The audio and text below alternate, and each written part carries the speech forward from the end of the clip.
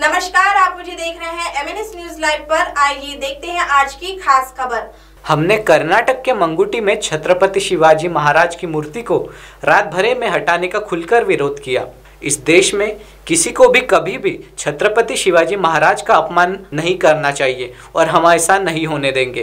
क्या शिवसेना स्थानीय कांग्रेस विधायकों के खिलाफ मूर्ति हटाने के लिए आंदोलन करेगी? यह सवाल भाजपा नेता विधायक आशीष शेलार इन्होंने संजय राउत से पूछा है। कर्नाटकातील मणगुत्ती येथील छत्रपती शिवाजी महाराजांचा पुतळा रातोरात हटवणं याचा आम्ही निषेधच करतो। या पद्धतीने छत्रपती शिवाजी महाराजांचा अपमान या देशामध्ये अखंड हिंदुस्थानमध्ये कधीही कोणी करताच कामा नये, तो होऊ आम्ही देणारही नाही। या सगळ्या घटनाक्रमाच्या मागे स्थानिक काँग्रेसचे आमदार सतीश जारकीहोळी यांनी घेतलेली भूमिका ही थेट आहे या पुतळ्याला हटवण्याची आहे। काँग्रेसच्या प्रभारी अध्यक्ष असलेल्या या जारकीहोळींच्या विरोधात संजय राऊत तुम्ही आणि शिवसेना आंदोलन करणार का? सवाल आमचा तुम्हाला आहे। आंदोलन छत्रपतींसाठी करायला लागलं तर त्यासाठी परवानगीची गरज काय? शिवसेनेला विरोधी पक्षनेता आणि भाजपच्या परवानगीची गरजच का लागते? हा प्रश्नाचं उत्तरही तुम्हालाच द्यावं लागेल। आणि त्यामुळे छत्रपती शिवाजी महाराजांचा पुतळा त्याच ठिकाणी सन्मानाने जसं तहसीलदार आणि पोलीस पाटलांनी सांगितलं त्या पद्धतीनेच झाला पाहिजे।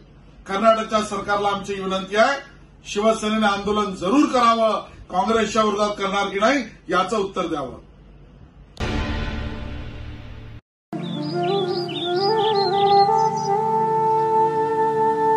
आण बरं शिदोरी। बाबा थांबा। सर येतो।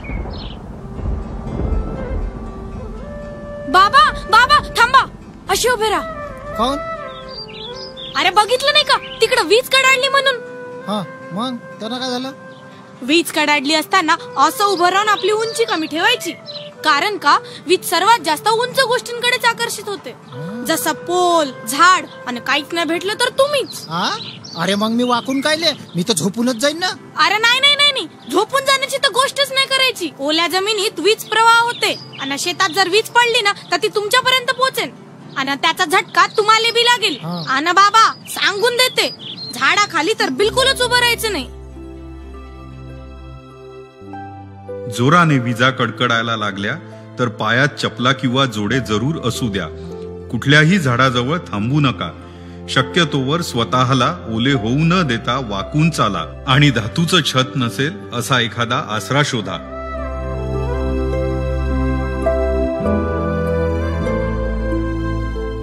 या परिस्थितीत चुकूनही मोबाईल फोनचा वापर करू नका, तो स्विच ऑफ करा।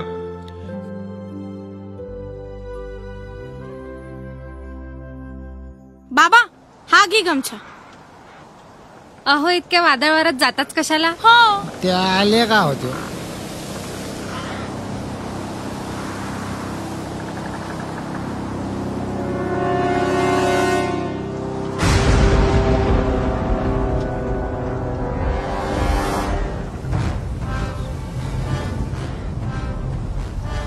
अरे ए ए वाक वाक वाक असा वाक। अरे ए अरे झाडाखाली उभे नका राहू रे, तिथं वीज पडन, पळ त्यातून।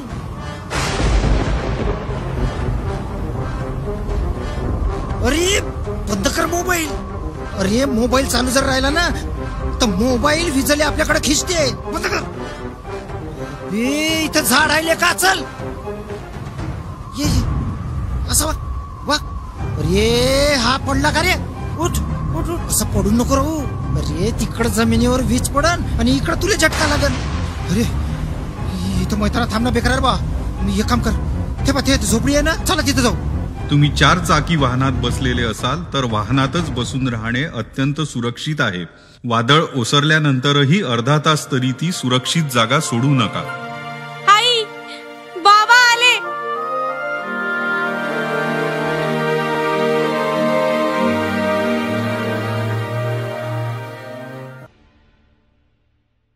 तो वही दूसरी ओर 3 अगस्त को अंबर केमिकल कंपनी में विस्फोट हुआ और भारी वित्तीय नुकसान भी हुआ। सौभाग्य से कोई अप्रिय घटना नहीं हुई है, लेकिन एमआईडीसी में लगातार फैक्ट्री विस्फोट होने डोंबिवली को हिला दिया है। परिणाम स्वरूप मनसे के कल्याण ग्रामीण विधानसभा अध्यक्ष मनोज घरत ने मुख्यमंत्री को एक पत्र भेजा है और कहा है, आप डोंबिवली के दामाद हैं और डोंबिवली के भोपाल बनने से पहले आपको इस मामले को देखना होगा और प्रदूषण के मुद्दे को सुलझाना होगा और प्रदूषण के लिए जिम्मेदार कंपनियों के खिलाफ कार्रवाई करनी होगी।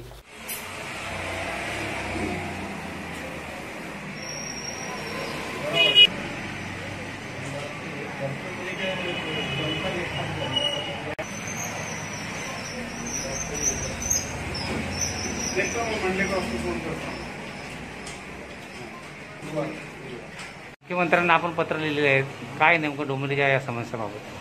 डोंबिवलीमध्ये 3 ऑगस्टला रक्षाबंधनच्या दिवशी अंबर केमिकलमध्ये एमआयडीसीमध्ये स्फोट झाला आणि स्फोट काय आम्हाला नवीन राहिलेले नाहीये।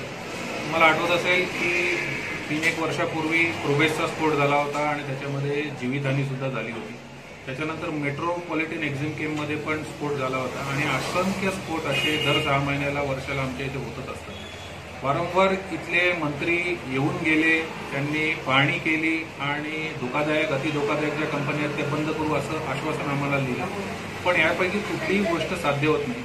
आम्हाला इथे डोंबिवलीमध्ये हिरवा पाऊस होऊन गेला, गुलाबी रस्ते झाले, ही प्रकरणं फक्त गाजतात। गुलाबी रस्त्याच्या वेळी तर माननीय मुख्यमंत्री इथे येऊन गेले आणि बघून गेल्यावरती सांगितलं की या अति धोकादायक 5 कंपन्या आहेत त्या बंद करून टाकणार, परंतु अद्यापही त्या राजरोसपणे कंपन्या सुरूच आहेत। आम्ही भोपाळ होण्याच्या दिशेने डोंबिवली ही मार्गक्रमण करत आहे। आम्ही सुशिक्षित आहोत। आम्हाला आमची हात जोडून विनंती आहे मुख्यमंत्र्यांना, मुख्यमंत्री हे डोंबिवलीचे जावई आहेत आणि त्यामुळे हात जोडून विनंती आहे की कृपया यामध्ये लक्ष घालावं आणि जर यामध्ये तुम्ही लक्ष घातलं नाही तर नाईलाजास्तव डोंबिवलीकर जनतेला घेऊन महाराष्ट्र नवनिर्माण सेनेला आंदोलन करावं। अब आप हमारे चैनल को ऐप पर भी देख सकते हैं। प्ले स्टोर में जाकर MNS हिंदी लिखें और ऐप डाउनलोड करें। साथ ही साथ आप हमारे फेसबुक पेज को भी लाइक कर सकते हैं और उन पर भी खबरें देख सकते हैं। लिंक ट्विटर, हाइक और इंस्टाग्राम पर भी आप हमारी खबरें देख सकते हैं। आप हमारे चैनल को यूट्यूब पर भी देख सकते हैं और इसे यूट्यूब पर सब्सक्राइब करना बिल्कुल भी ना भूलें। फिलहाल वक्त हो चला एक ब्रेक का। ब्रेक से लौटने के बाद देश और दुनिया की तमाम बड़ी खबरें देखने के लिए बने रहें MNS न्यूज लाइव के साथ। नमस्कार।